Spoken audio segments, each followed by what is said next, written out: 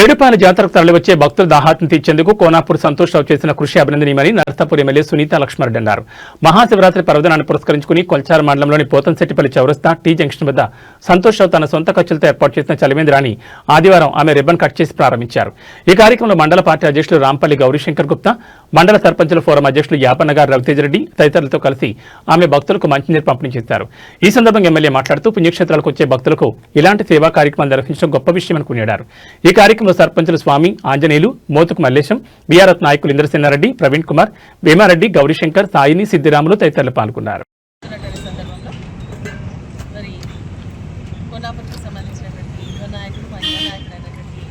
సంతోష్ గారు ఇక్కడ విచ్చేస్తున్నటువంటి భక్తులందరూ కూడా తాగునీటి సమస్య తీర్చాలని, దాహార్తి తీర్చాలన్న ఆలోచనతో ఇక్కడ చలివేంద్రాన్ని ప్రారంభించడం నిజంగా కూడా చాలా సంతోషించేదన్న విషయం.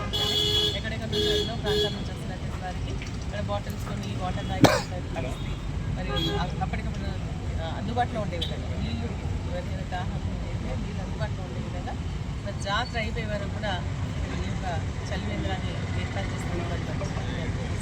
నిజంగా చాలా అంటే యువకులందరూ ఇటువంటి కార్యక్రమాలు చేసేందుకు ముందుకు రావాల్సినటువంటి